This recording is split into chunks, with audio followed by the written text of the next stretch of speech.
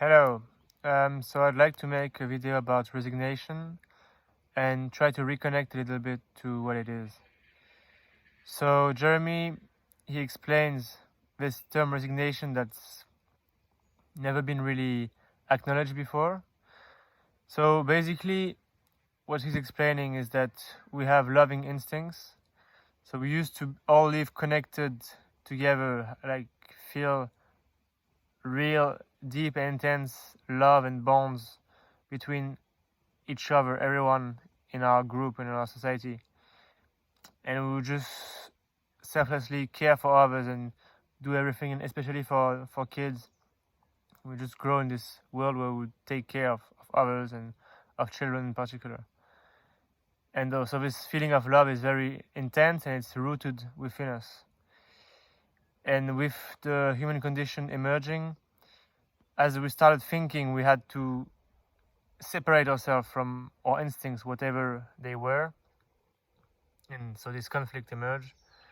And so we had to separate ourselves from this immense feeling of love, this dense bond. And so that was really the most horrible thing that could possibly happen to us.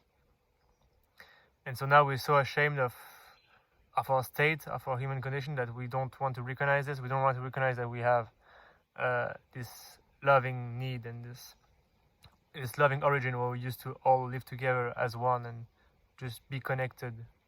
No need for words. We were just like in tune, in the same vibe with each other. And so yeah, as we are born, we expect to feel this sort of intense love, and we can't receive it because we are born in a conscious world where people are getting more and more upset as we have to separate ourselves from our instincts in order to think and to make sense, because our brain needs understanding to operate. So as a kid, you expect a lot of love, and maybe if you're lucky and you're in a family that's, especially a mother that's loving, you get a bit of that love, but nothing close to what you would expect. And as the older you get, and the more you start thinking, and you separate yourself from your instincts to a degree. But most importantly, you realize that the world around you is totally different from what you expected. At the beginning, you may think, "Oh, well, maybe just a mistake." But then you realize that there's no love in this world, and everyone is corrupted, and it's very shocking for children.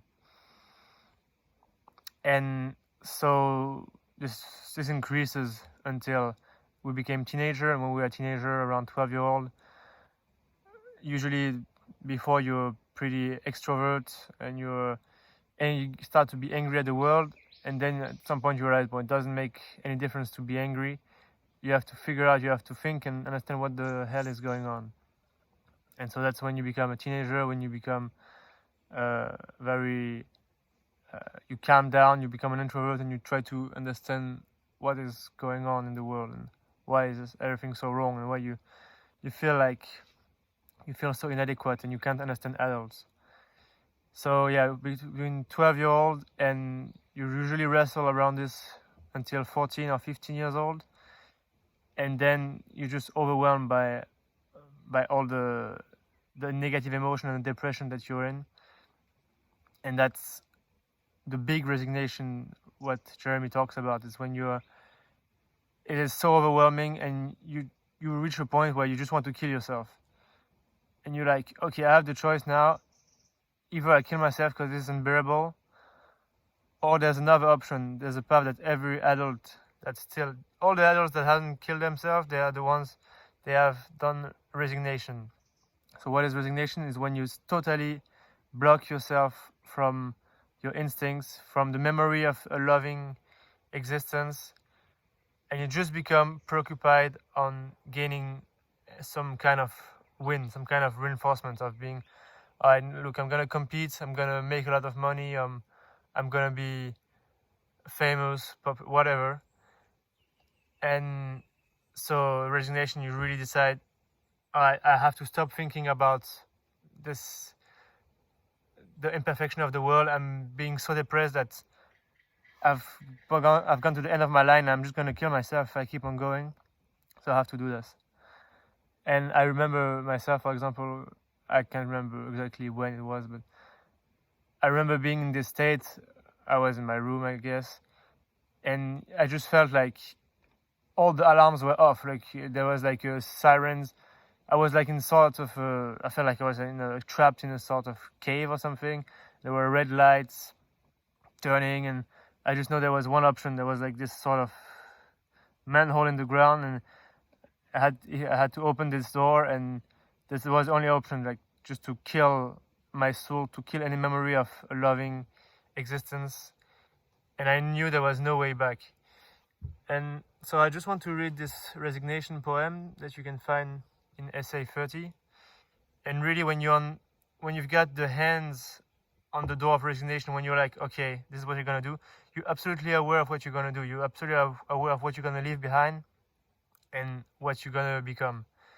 And as I said, you only have choice between suicide and resigning, like blocking out the loving instincts, anything that's connected to the possibility of a loving existence, and just be focused on competing for some sort of reinforcement, some validation. Yeah, so this is a poem from a 13-year-old girl. So she says, "You will never have a home again. You'll forget the bonds of family, and family will become just family. Smiles will never bloom from your heart again, but be fake, and you will speak fake words to fake people from your fake soul. What you do today, you will do tomorrow, and what you do tomorrow, you will do for the rest of your life. From now on, pressure, stress, pain, and the past can never be forgotten. You have no heart or soul, and there are no good memories. Your mind and thoughts rule your body, but will hold all things inside it, bottled up, now impossible to be released. You are fake, you will be fake, you will be a supreme actor of happiness, but never be happy. Time, joy, and freedom will hardly come your way, and never last, as you well know. Others' lives and dream of things that you can never have or be part of will keep you alive. You will become like the rest of the world, a divine actor, trying to hide and suppress your fate, pretending it doesn't exist. There's only one way to escape society and the world you have helped build, but that is impossible, for no one can ever become a baby again. Instead, you spend the rest of your life, trying to find the meaning of life and confused in its maze." So that's obviously, she was on the point of resigning. So she was totally aware of what she was leaving behind, and she was realizing, okay, this is what, once you resign, you know that you are totally fake, and you totally forget all your childhood, all the happy memories that you have, and you're just gonna become focused in this mad rat race just to find some sort of win, and just spend your life doing this. And that's the horror of the human condition and of adults. And that's why children, they just can't understand adults. They think there's something so wrong with them, but they're so innocent that they trust that the adults know what they're doing, but really they're just running from the fear. They just don't want to reconnect with this. They just don't want to remember this. And any thoughts, that's why also for adults, very innocent children can be confronting, because any thoughts of happy memories and of joy is confronting for them. So yeah. So for my experience, I can remember that at this point I just realized, okay, no, so that's my choice. I can't go on. I'm gonna kill myself, or I have to resign. And because now while you read Freedom, you can really remember these things and reconnect to this. And what I think I decided was, okay, if you resign, you become useless, because you're not thinking anymore, and you're no good for anyone. You just become part of the problem. And the child side of you can't accept this, but like, if it's the only way for you to stay alive. But I decided, okay, I'd rather kill myself than resign. and I think I stuck myself. I just like sort of got paralyzed and just I spent my life in this world not deciding between not killing myself and not resigning, but just living in this horrible depression. I mean, I've been depressed for the last 10 years, and I think I've just spent my life just basically once I've reread Freedom, reconnected to all this. The only thing I was telling myself all day was, I want to kill myself, I want to kill myself, I want to kill myself. And I think that's my repressed soul. Like, it's just hell. And when you're a teenager, every teenager is like this. It's just, I want to kill myself, I want to kill myself. And I don't know why I'm alive for. And yeah, by some miracle, I came across Jeremy's book that explains resignation. And because I was still in this wrestle match, when I read his explanation of instinct and intellect, and that the criticism comes from the instincts, and all these negative emotion, the origin is the instincts that are wrong for criticizing the conscious mind.